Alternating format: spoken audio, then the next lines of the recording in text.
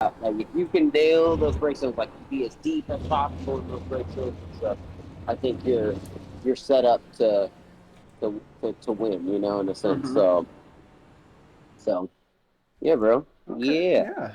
What do you think some of the common like guys with money, but like just kind of come in and like what are some of those common mistakes like that those guys are making versus like some of the other guys, like some of the quicker, you know, what What do you mean? Like you mean like the guys with money, like the older guys, or like younger guys? Like so maybe not guys with money. That's not because you we all have to have okay, money at a certain extent to be able to do this. But like what right. the guys that kind of think that they know what they're doing versus the guys that are actually like doing it. Like, have you seen like guys like that that really think they're like, Oh man, like I mean that's I would honestly say, and this is no offense to anyone, yeah, but I would say that that is probably the majority of club racing. mm, You know, yeah, is guys who think they really know what they're doing, who are really, I would say, really in tune with the cars. You know, mm-hmm, like I think that's a big part of it, right? Like yeah, in club racing too. But at the same time,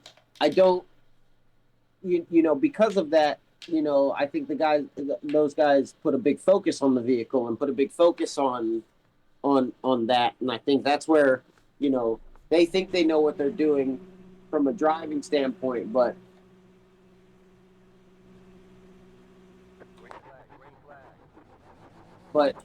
you know, like you know, the amount of work that I put in as a driver, like I said, is like can be easily 60 plus hours a week. yeah, You know, yeah, like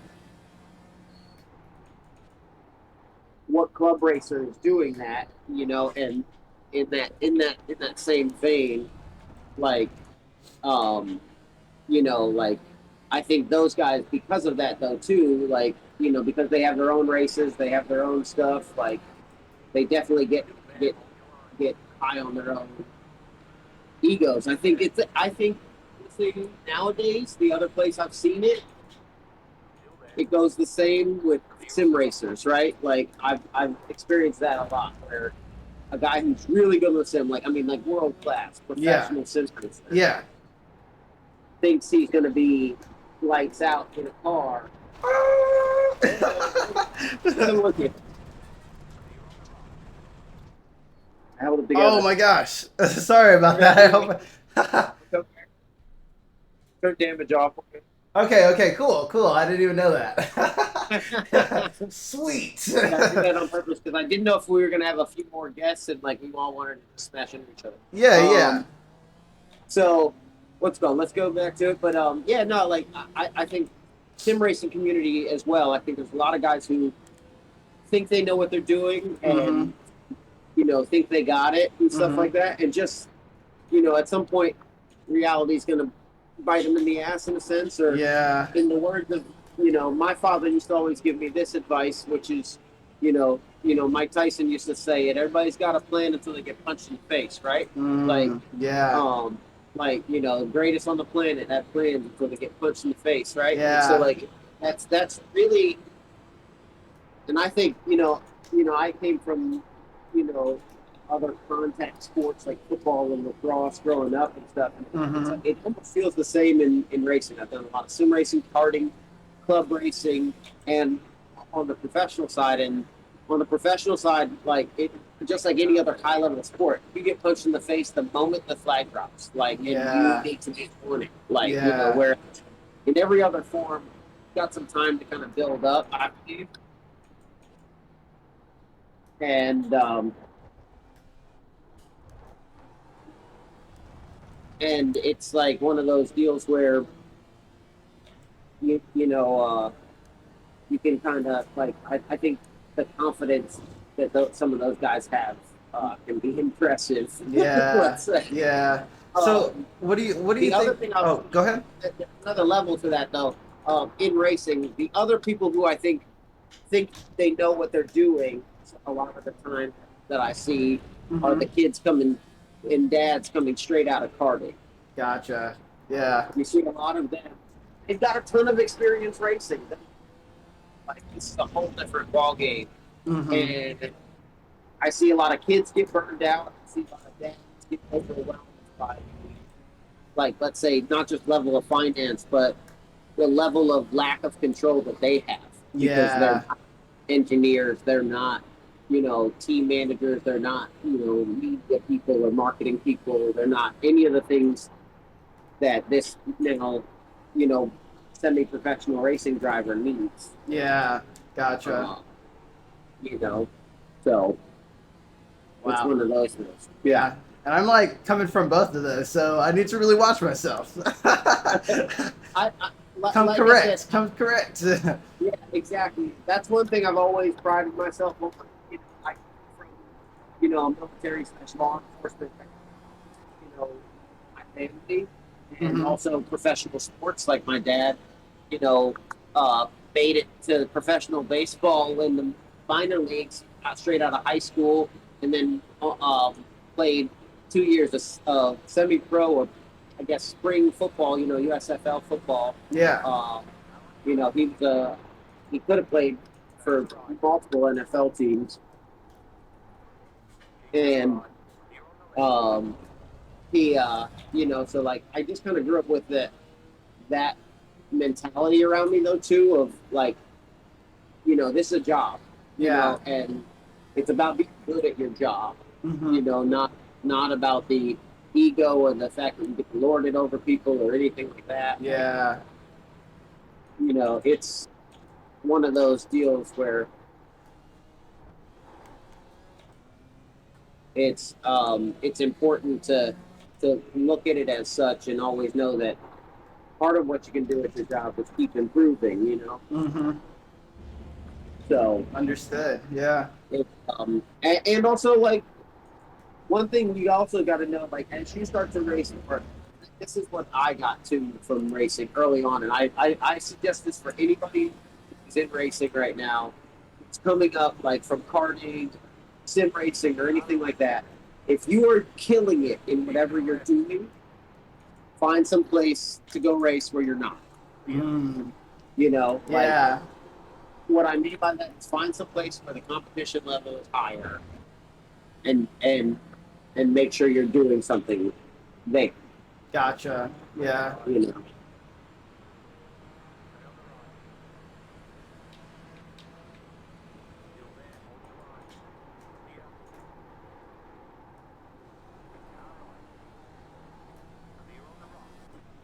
So like I think that's really important. Like like I told you when I first started karting, Uh huh. I made it a point. Once I started winning a lot in my local area, Hmm. I started traveling nationally in arrive and drive go karts to just kind of try and give myself a chance Yeah. and learn. Because it's give me a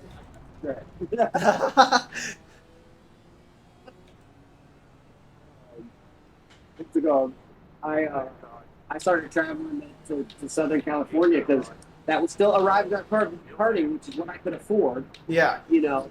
But um, but it was I would say probably twice the level, like of what I was used to. So and it was a place where all of a sudden I was still good, Hmm. but I was in a position where I was gonna have to fight for top tens, like Gotcha. and think about what that does to you, the driver. I would come back and do. It got to the point where so much and doing such a high level that Oh, you're yeah, fading out yeah. again. I mean, to this day, I come and get into an arrive in our car race, and I can be, half a second faster than the field pretty Yeah. quickly. Yeah. Like I mean, like it's just like it's too easy, Hmm. For sure. and that's what you want. You want it to be, just like you gotta imagine that in this sport, you need to be like Kevin Durant is in basketball, right? Like you Yeah. need to walk onto a court and treat everyone like they're a middle school, Mm. like Yeah. like that's at your level, like Yeah. Understandable. Like as if they're and almost better than you. yeah, And I think your ego can get you part of the way there, hmm. um, but I think it can also get in the way, right? Like I think, Yeah. like you said, like I think I think it was wise for you to challenge Cameron at the time, Yeah. because because I not because I think you're going to win or anything like that, but I think you get to see where you are. Yeah, for sure. You know, like, and I think that's important. Definitely outbreak myself. I saw that. Yeah. I saw I saw me go like a little bit past the 150. I was like, crap. Like, hilarious. it's like, well, there. I was like, he's sending it in the break zone. I thought you were Yeah. gonna make I was, it was like a it. really like in between zone. I was like, well, we'll just see how this goes. Like, I was like, the last 10 feet though. I was like, oh, he's not gonna yeah, make it. yeah. Like, too funny. That is funny. But yeah, like I think for any young up and coming driver, one of the best things I can give them is the fact that like because I'm older and a little more mature in my opportunities and things like that, Yeah. I can definitely say that one thing people really appreciate is you carry talk humble and carry a big stick. Like Okay. I mean, literally, like you can still be yourself and be like you're extremely personable and entertaining. It's Yeah. like just so you know. Thank you. But like what I mean by that is like don't fall for the bullshit anymore in the sense of like you have to start thinking of yourself like Floyd Mayweather instead of like a bar brawler. You know what I mean? Yeah. Like you don't need to take every challenge. You don't need to see everything as a challenge or anything like that. You need to take the approach of any good racer, like a good boxer, picks the right fights, right? Like you Yeah. don't pick any fights that aren't going to benefit you. Mm-hmm. They used to want Michael Jordan all the time to play Larry Johnson and them one on one, and he's like, for what? Why would I do that? He's like, if I win, I outbreak myself. Sweets. No, just play. But what's it called? But Michael Jordan was like, "What? Why would I do that? Like I'm in a Yeah. situation where it's a lose lose. If I win, I did exactly what I'm supposed to do, which is be the greatest basketball player of all time. Uh If huh. I lose, it gives everyone a taste for why I'm not. Yeah. You know, Yeah. like I'm not like I tell people all the time. People want to race me, especially at like tracks and places like that, like on sim all the time, and I'm like, it's really not worth my time. What I like to do Yeah. is have fun and learn in these situations, but I'm not going to enter anything. Partially too because if we really do get down to it, a lot of times these guys really aren't up to par, and it would be like beating up a child. You Yeah. know, Yeah. like racing you on the sim. Granted, like and stuff like that. I'm not that well versed in the sim. I'm older. I started in real cars, not sim stuff. Yeah. Yeah. And so that's it's hard to race you guys. I find that like similar to like what Max Verstappen was saying about it. He's like he runs simulator stuff, even though I hate him. Yeah. He runs simulator stuff because there's guys on here who are much better than him. Wow. Like, Yeah.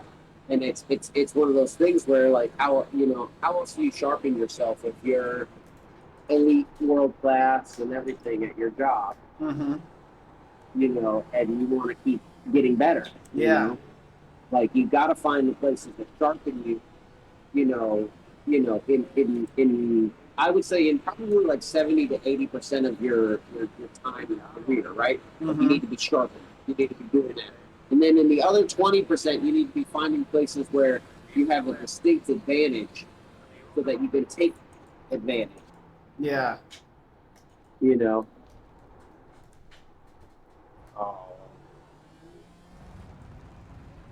So yeah, it's I think that's what I take from that. But yeah, Okay. what other questions you got? Let's talk about it. Yeah. Yeah. Okay. Let's see. Let's see what else I got. Let's see what else I got.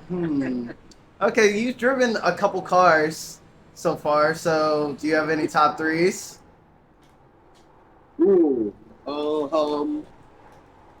let's say this. Cool. Race cars in general. I'm not giving you top three. Uh, number three would the new M4 GT4. Okay. I think it's special. I think it needs, I was in a pretty basic version of it in the sense of setup wise and stuff because we just got it and stuff. Mm-hmm. But I think that's a really good car. I'm gonna I'm gonna say um, my second favorite race car is the Formula 3 car, the Lola chassis that we used to have at Sim Raceway Okay. in Sonoma. Yeah. That's a really awesome car, like really potent, high downforce, like It's got a car. motorcycle engine in it, or what kind of No, engine is no, it? it had a Mitsubishi Evo, Lancer Evo engine in it. Oh, We could restrict them, but in school trim they had about 260 horsepower. In very race trim they had fancy. 400. Very fancy. Sheesh. I like Yeah, and I that. mean that's the F3 chassis, so like Formula 3, like it's full downforce, full wing. Yeah. It was sick. I didn't know So they had EVA motors. That's sick. I thought they had like yeah, motorcycle we're engines or annoying as something. shit to work on because the car was not built for that high horsepower engine or um that engine, or a Yeah. turbo or anything. So it was definitely a little bit grumpy to work on, but very Yeah. fun to drive. Very fun to drive. And then I would say number one right now for me, and I'm hoping this evolves, obviously, but number one right now for me, race car wise, would be the new 992 Cup car. I think that car is special. Really. It's so good. Really. It's scary how good it is, dude. Like, I mean, put it this way: I think at most tracks in America, like Coda, like 3 to 4 seconds faster than the old Cup car. Wow. It's got a new suspension set up in the rear and everything. It's just so planted and Mm-hmm. special. Street car wise, top three, I would go McLaren 675 LT number Okay. three. Okay. Love that car. Very fun car. Yeah.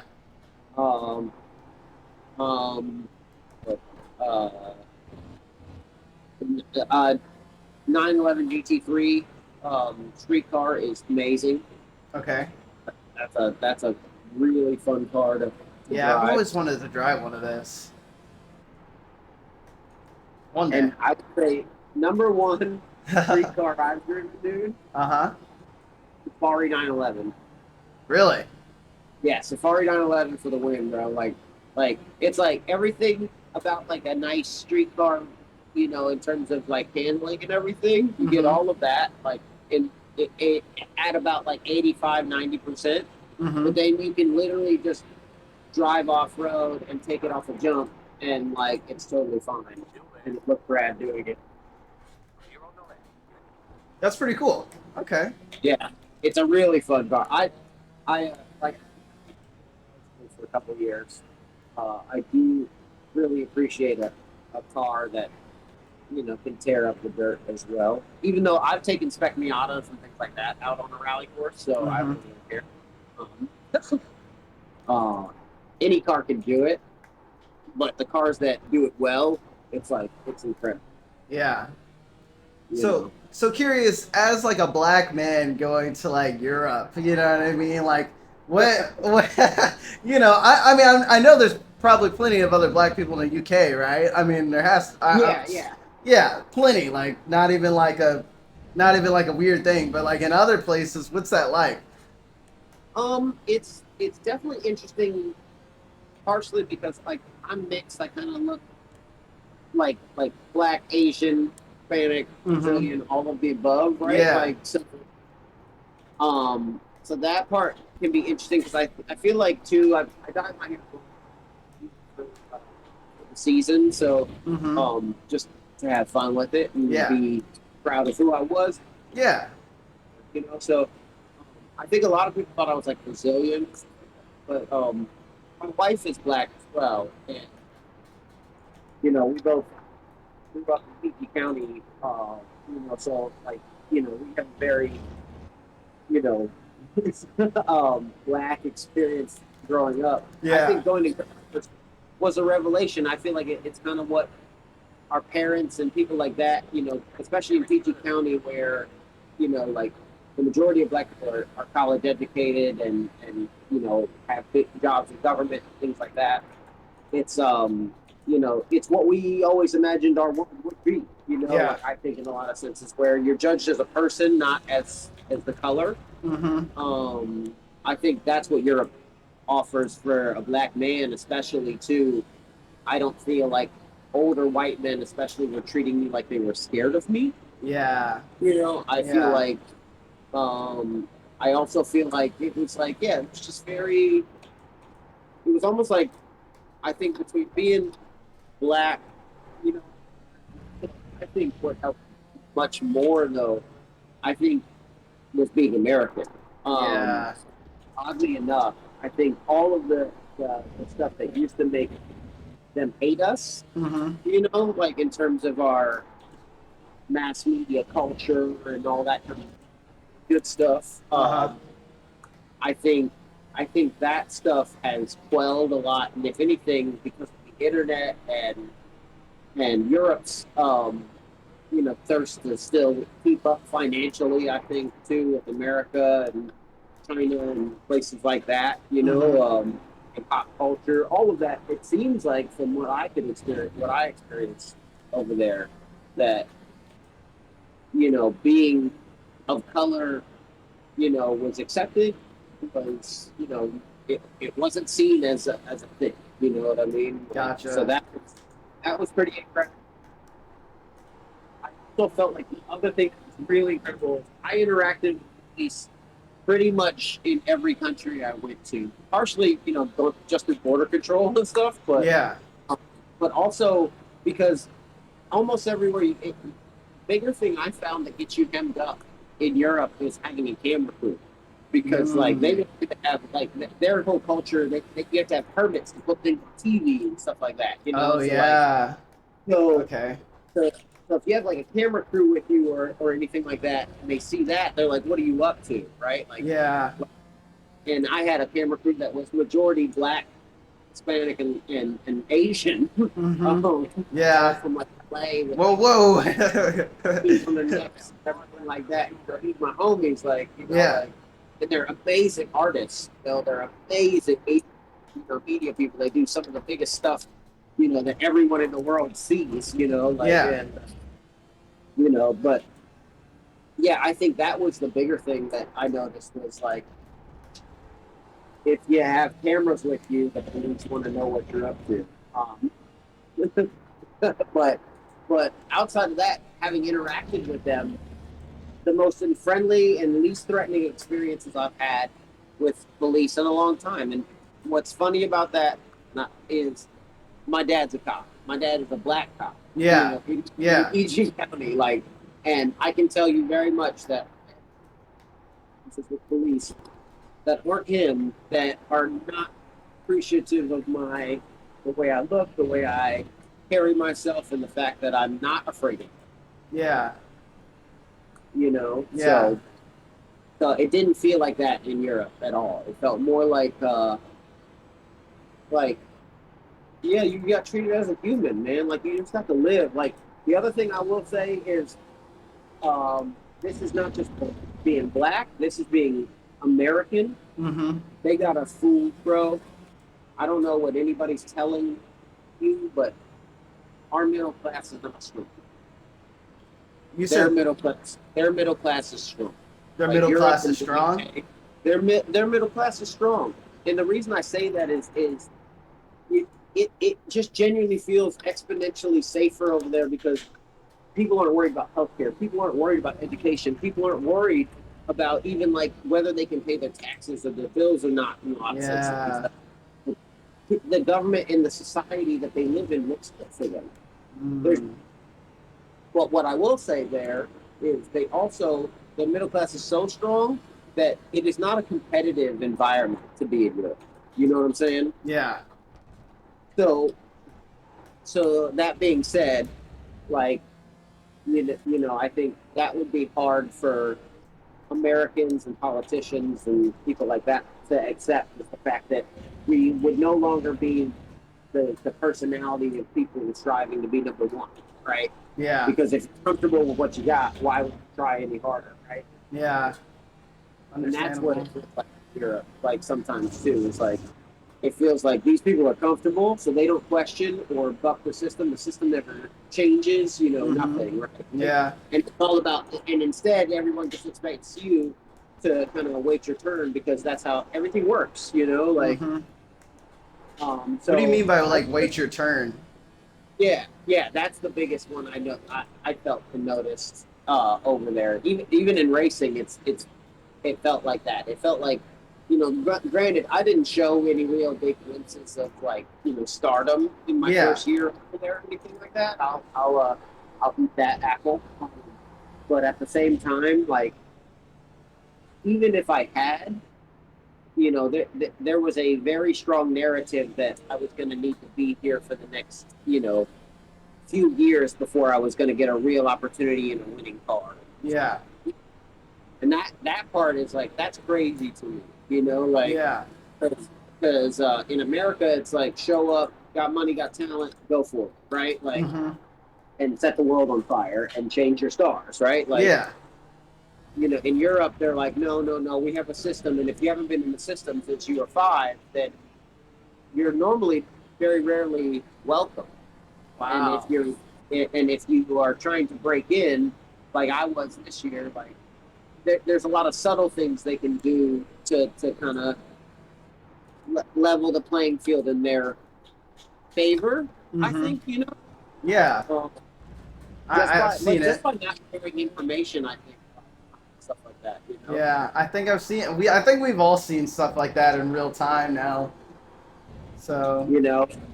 I don't think it's something that's fully cultural, but I also think that we're seen as Americans who don't want to wait our turn because we have money.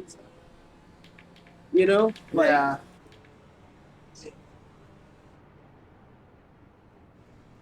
Interesting. Very interesting.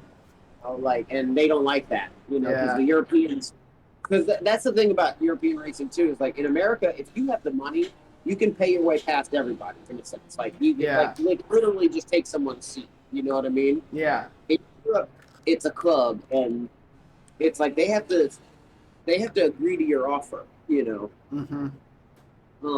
And stuff like that, and they play those games, and they treat you as such, and especially if they don't speak English, if the English isn't the first language too, it can be really tough to know whether or not like where you stand. Gotcha. So make friends. Yeah, make friends is one, but also just always the one thing I like. So I have a buddy was an Olympic level sprinter, for Team USA, and lived in Europe for several years, sprinting and making money that way. He made a lot of money doing that. Yeah. Being track athlete, a black dude, and he raced karts at my first auto boat. And what's it called? He was telling me that we would chat a lot this past year as I was over in Europe getting used to it and everything. And he was like, "Dude, the biggest thing you got to do is understand that they're going to want you to fall in line." He was like, "I did it. It doesn't work. They don't." He was like, "They're playing you." He was like, "You need to come out and just be an American, arrogant asshole that can beat the shit out of it." Like, yeah. they're not gritty. They're not built for competition. They surrender the moment they think they don't got it, Uh-huh. and you need to just fucking whoop them. And he's Nice. like, "Don't stop." And he's right, man. Like the reality is like if you fall back, they eat you up because they take full advantage. They think they because what I'm part of what I'm getting at is their cultures are much older than ours, right? Like so, Yeah. there's a hierarchy to it. There's a system. There's things in play that we don't subscribe to because we're such a young country and we were founded on, like we were founded on competition in a sense, and people having the freedom to raise themselves from nothing to everything. Yeah. Makes Um, sense. Makes sense. um, Whereas, over there, they have had systems in place for over 1,000 years of families who are in charge, and you don't push past them. You don't compete with them. You don't Yeah. mess with them, right? That would be asking for it for your family for generations. Yeah. So like I think there's a lot of that, and I think the sooner we get you as an American when you're over there get to a point where it's like that part them and their shit doesn't matter, Hmm. like the better off you're, like Yeah. in that sense. But socially, culturally, going out to like museums and shit like that, just dinner and socializing and all that good stuff. Yeah. Europe was a revelation there. As a black man, being able to go out and just live, like I don't have to be just into rap. I don't have to live the black experience either, right? Like I don't Yeah. have to live all of that all the time. Like I can go out, you know, I can be in the south of France and no one looks at me crazy. Yeah. I can be, I like there's some things like that I really enjoy. Hmm. I also love the other thing I really enjoy. 3 miles.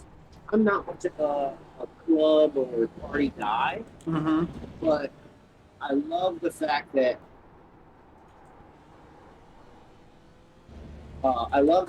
in Europe it feels much safer to do so. Mm. Okay. Like Yeah.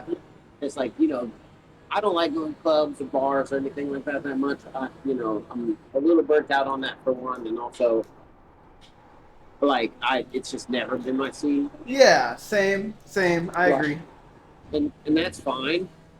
What what I what I will say is there, going out to bars, clubs, all that kind of stuff. Rarely do you see like a fight. Rarely, if ever, do you see someone like except in London. London's great. London's like Yeah. stab, stab, You said London's uh, like what? Say that again. London's like stabby stab capital. Oh my god. Oh So jeez. London averages something like 15,000 stabbings a year or something Oh like my that. Like gosh, it's that's something. awful. Yeah, it's Jeez. something ridiculous like that. Yeah. It's fucking crazy. Oh man, like it's wild. What was I gonna say? Yeah. So, but everywhere else in Europe feels fairly safe. Walking around at night, like all like the other thing, like the reason I say they're middle class is strong is because like like you don't need a car to get around. Like Really? yeah, like especially like mainland Europe, like you don't really need a car to get around. You can walk. The trains, the public transportation is just so solid. Yeah. You That's know that nice. that part too makes it easier to like exist as a person who doesn't have to have all these extra bills, right? Like and Yeah. things like and you don't feel hemmed in, you don't feel stuck. You don't feel like you can't go other places or make it to other places easily. Um, I yeah, I'd say that you know um yeah, like I mean, I just feel like over there, um, people aren't if they are judging, I can't tell. Like Gotcha. That's a good way to put it though, for sure. At least they're being a like lot more subtle about it. yeah, I think they are. I think so, and I also think that for guys like us that are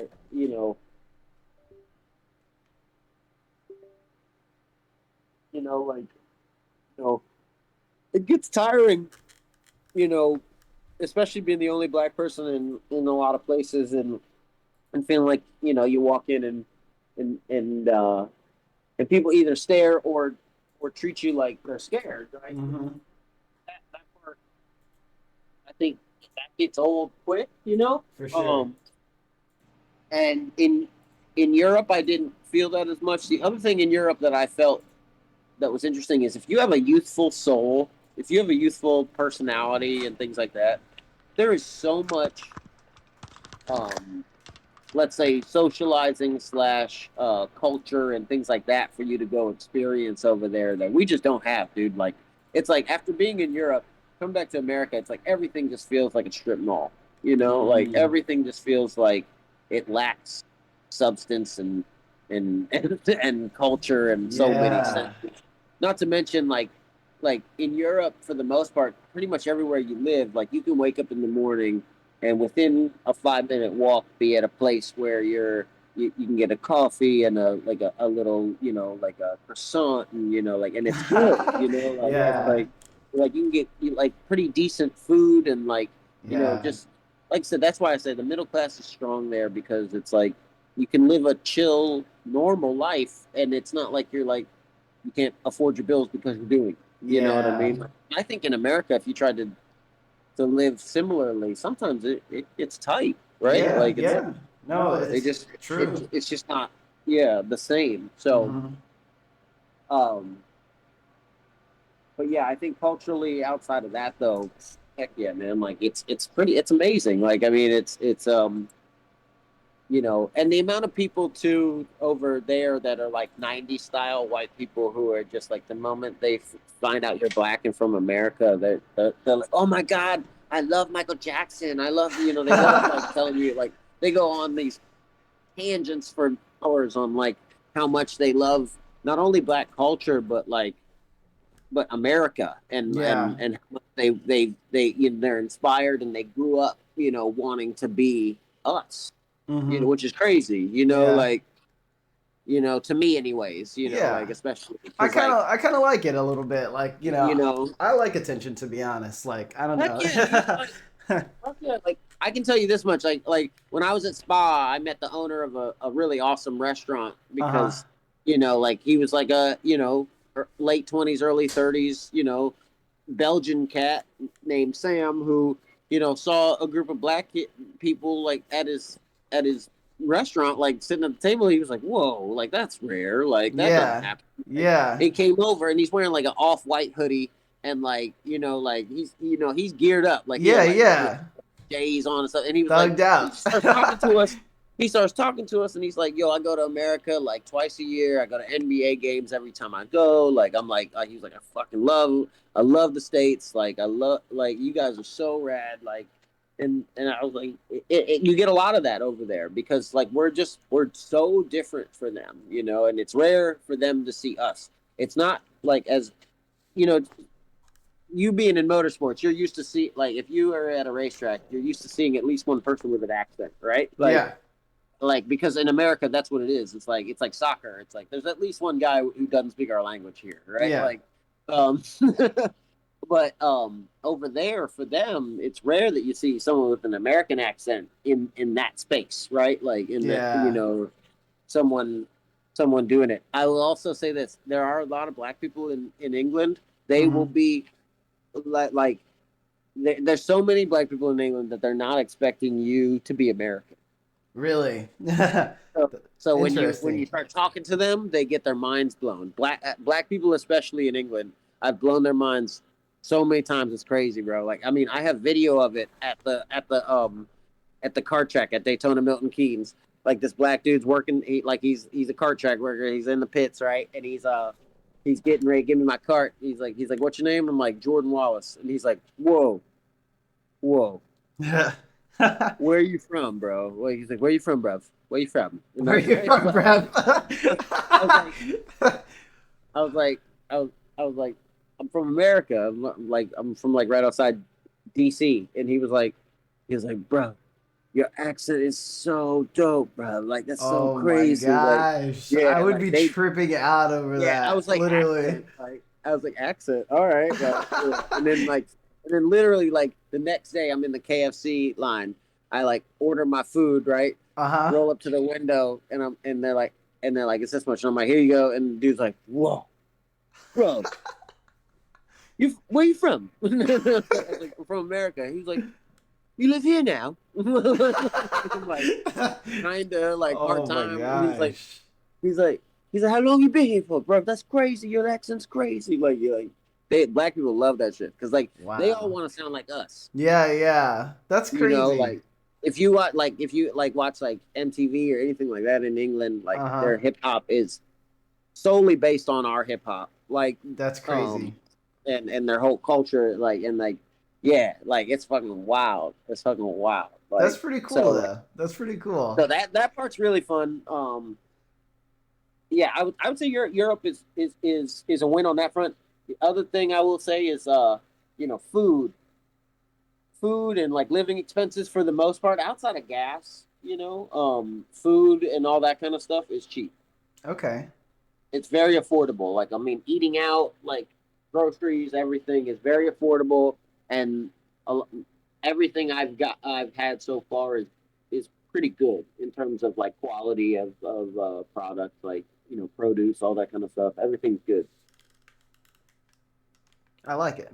I like it. So yeah, yeah, no, it was a great experience. That sounds pretty. See, and like I hope I'm not gonna offend anybody with this, but I'll Yeah. cut this out if I have to. But like me and my girlfriend, we always kind of do like accents to each other. Like we I don't know, for some reason I don't know where we get it from, but Okay. like we always do like kind of like fake UK accents with each other all the time. Like, what you doing, mate? Like, you know what I mean? Like, just kind of like So I'd really like to go like actually to the UK and like get a real accent, and like we would be absolute like douchebags to each other, literally. Like me and her, we're like so Oh, like bro, annoying with each bro, other, bro. like like Oh, it's bro, you be down the Thames, you be chilling right with your boys, right on Thames, right with like you get the point, yeah. and then you chug your pint, and then you fucking get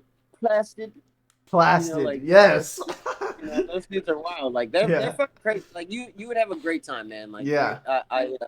and and I think England is for racing for if you're planning on being anything in Formula cars or sports cars, Mm-hmm. England, and especially like Silverstone, Milton Keynes, that whole area is your Charlotte Okay. Okay. in reality. Yeah. Like that's your Charlotte. That's where That we've been that is looking where around. that is where everybody is. Yeah. That's where we've been looking around in terms of like plane tickets and like, So places to so my go. suggestion is you fly it like here's what because I was gonna plan a trip for you, bro. I already got you. Like I appreciate uh that, man. yeah, like because like part of what I do now is help usher young guys like yourself into the not only car side of racing out evolving out of karts, but Mm-hmm. also the elite and professional side. The people I work with are they want to be professionals. They want to be elite drivers, not just racing drivers, not Yeah. just trying to go do it. We're trying to do it at an extremely high level. I mean, Yeah. anybody can go club race at any point in time, and I really encourage that. Actually, I encourage that for anybody who has a passion for cars. Yeah. Please take the time to get seat time and go out and drive. It is what cars are meant for. For sure. But if you're serious about making a career out of motorsports, especially from the driver's seat, Mm-hmm. um, you know, that's what I do now. I consult and coach and guide to get people there. So, Yeah. you know, part of what I'm working on for you, Miles, and I know I haven't completely told you this, but is this year, 2023, Uh-huh. will be the year that you make it to the UK, and that is going to be through uh, one of my um, one of my trips, and Uh-huh. programs as I like to call them, Wow. where I'm going to gather several of young drivers like yourself. You Mm-hmm. guys um, are all going to travel over to the UK with me. You're going to stay in Milton Keynes. Uh-huh. We're gonna go. You're gonna go train over at iZone Oh Performance. my It's gosh. You're gonna get to go check Wow. out the track and everything like that. And Wow. karting at multiple different, famous British karting facilities.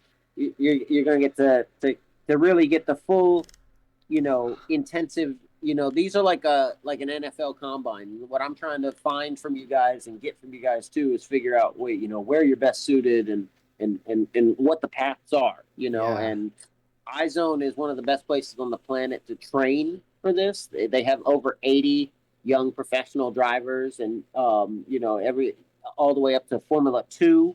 on their roster, Yeah. and it is basically like you know, the best way I can compare it for any American is this would be like uh, you getting recruited to the University of Alabama, and you walk into that that multi-million-dollar training facility they have. Now, Yeah. iZone's not a multi-million-dollar training Yeah. facility by Yeah. any But means, I'm sure they're pretty close. but at the same time, the environment is very much the same.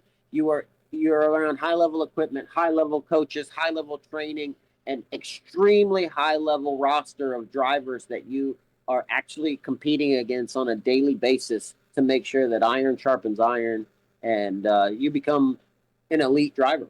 So, Wow. you know, that's my plan. You know, for you, and that's something we're gonna get figured out as the year goes on, and yeah, it's gonna be probably like a 4 to 6 day trip. Normally Yeah. that's where I like to keep it, somewhere in the like week range. Yeah. To get you a good amount of seat time experience and actually see the UK, see Yeah. Europe and things like that. Like start to get a feel for what it takes to be a racing driver, because part of it too is even just the international travel. You got to be able to hop off the plane and go do the damn thing, right? Yeah. So, Absolutely. uh, yeah, that's part of what I'm pushing forward with in my career as well. Along with driving and some other business endeavors I'm working on, as you know. But I think, yeah, one of the big things I know how to do and I can do for a lot of people is guide you through that process of transitioning out of, let's say, not just carts, but out of a traditional career path, a traditional, form of what, a hobby racer is, into an Yeah. elite Sorry, my cat. professional, you know, racer, Yeah. someone who eats, sleeps, and breathes this stuff, and, makes it a point to push themselves at every opportunity. So, Wow. I'm like absolutely blown away. Thank you so much, Jordan. Like you have heck no yeah, idea heck yeah, dude! Like what. I'm excited to bring you along, man. I think it's key to your development, and for me, I'm here to help support drivers. So you know, anybody who's interested, like feel free to reach out, because that's what I'm here to do, man. Like Absolutely. I'm trying to grow the sport at an exponential level, and Mhm. like I also have, look, everybody always has personal motives for the things that they do in life, right? It's even professionally, right? Like, Yeah. A, I want to make money, obviously. But Mhm. B, the other sneaking suspicion I have is that the more we can grow the sport in the right ways, in the right culture, and and expose it to more people, especially me personally, the more likely I am to continue to obtain great opportunities to go racing Wow. all over the planet, right? Yeah. Like, so that's really my goal too, is to really push for that all the time. And part of that, what's required in that is, you know, expanding other people's horizons, and showing the rest of you guys, the path. Like Yeah. I think it'd be very selfish and uber competitive of me to try and hide what I'm doing from people I really think a lot of, in that sense too. Yeah. Well, Uh, I'll do one for you too. I'll make yeah, sure that I like I'll make sure that I do the same exact thing when I'm in that position. I'll make yeah, just sure pay that forward. I flip it forwards and push that forwards because that Yep. is like such a blessing. Just look out for the culture, man. Like, if I could have had someone do these things for me when Hmm. I was coming up, I can't imagine what it would have meant for my career, and how quickly I could have accelerated some of this stuff. Yeah. Uh, so that's my goal for what I'm trying to do. I'm trying to accelerate this for a lot of you guys, so that by the time like it's all said and I'm all said and done, there's a such a large contingent of you guys that it is it's easy for any of you to go out and find the things that you need to keep going. Yeah. Like I think part of what I'm getting at, it has very little to do with race and a lot more to do with, the life of a racing driver, and the fact that we're like rodeo cowboys. We're just like, Yeah. half the time we're a dime a dozen. and that, like it can be a torturous path, you know. For sure. So anything I can do to try and uh I like to think in my head, make that a more sophisticated program where, people like you or I can see longevity in life and career and family and all Yeah. the other things out of it. Yeah. That's my goal.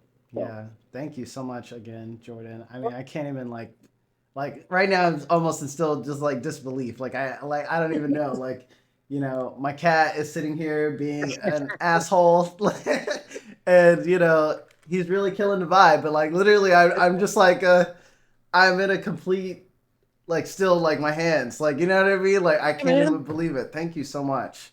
Oh, it's my pleasure. See, the beauty is, Miles, is like I've been coaching for a while, and part of what I've had happen in the past few years is I've had a few of these karting dads and people like that who have seen my rise be like, yo, like, I want you to coach my son. I need a program. I need something like that. So I made it a point to try and put something together this past year in the off season. I Mm-hmm. mean, the past few months, and I've got one or two other kids signed up, like ready to go. They're doing a lot of remote training with me right now and everything too, Mm-hmm. to try and prepare because they've never been in a race car before. They've always raced karts. These are Yeah. kids 16, 17, 18. Yeah. But you're right in that age bracket. I think anybody under the age of 25 that wants to be a race car driver has an opportunity to make it a career if you are dedicated, if you are downright passionate and willing to eat, eat the ramen noodles, do Yeah. all the things that you got to Yeah. do, like, to really. I mean, I know wealthy kids who you still got to eat the ramen noodles. Like, I Mm-hmm. mean, it Mm-hmm. doesn't matter. Like, Yeah. but like you got to be dedicated to it.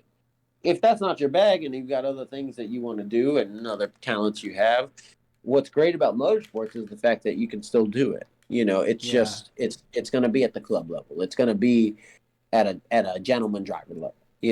Like, and so I always recommend those people, get your money up. Like Yeah. like Get your money up. be Now you're funny up. able that you can be, and because this life is struggle. Yeah. This race car driver life is, like I said, we're like rodeo cowboys. We just travel around getting beat up, and hoping that there's another ride. Yeah. Uh, That's uh, amazing. but what I can do for you guys is help provide a path of, you know, how to train, Mm-hmm. like, because that's something I'm obsessed with. Mm-hmm.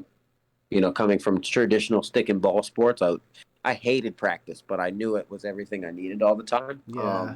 I didn't want to do anything in school or anything like that, so I'd practice all day. Yeah.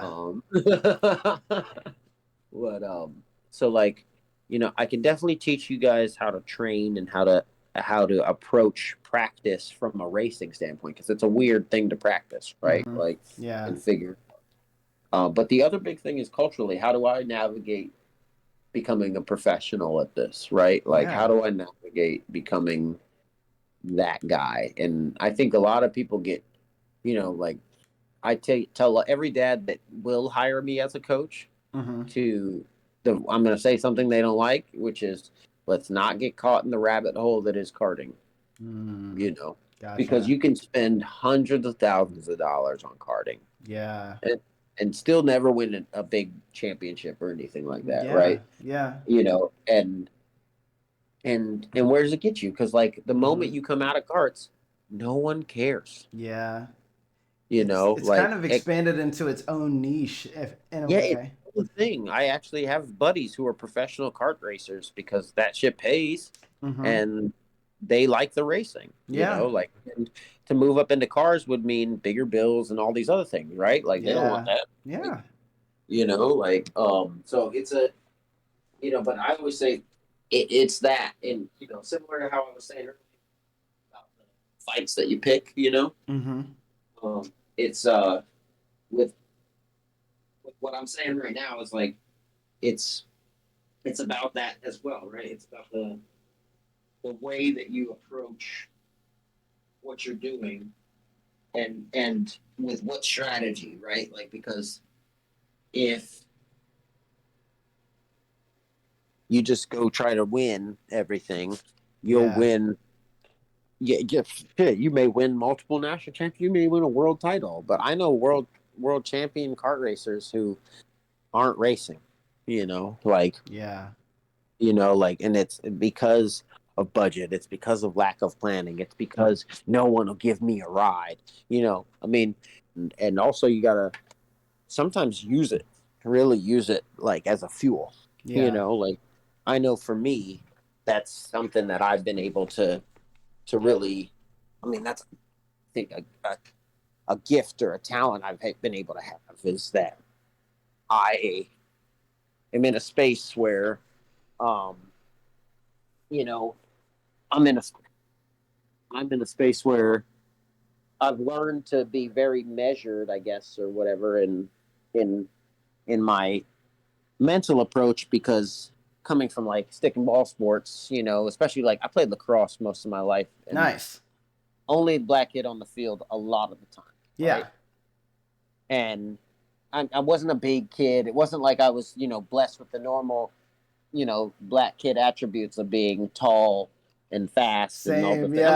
Yeah. I am fast. I am fast, but like Yeah. I'm not tall. I'm not big. I'm not like insanely intimidating or anything like that, Yeah. right? Like Absolutely. I'm more like Lewis Hamilton. Like I'm a little guy. I'm well built, but like I'm a little guy. Yeah.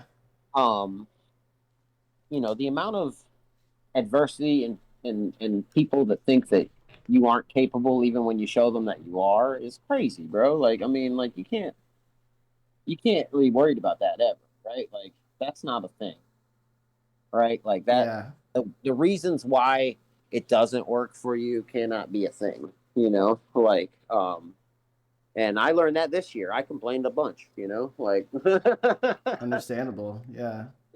but I really believe that like, you know, and I see people like in your approach as well, Okay. because it's Mm-hmm. like it's very important that you understand that you're not, it's not your place and to really affect certain things Mm-hmm. until you know the whole scope of it, right? You don't need to worry Yeah. about that. What I Yeah. want you worried about is being fast. Okay. I can do that for sure. I can do that. Like the rest of it will come and like and but we need speed to be second nature. Yeah. You know, Yeah. Absolutely. Yeah. I can do that for sure. Wow. I guess this is it. I'm gonna wrap it up. I'm hitting pleasure. stop record. Again, Yeah. Thank you, Jordan. Appreciate it. thank you, Miles. Appreciate you.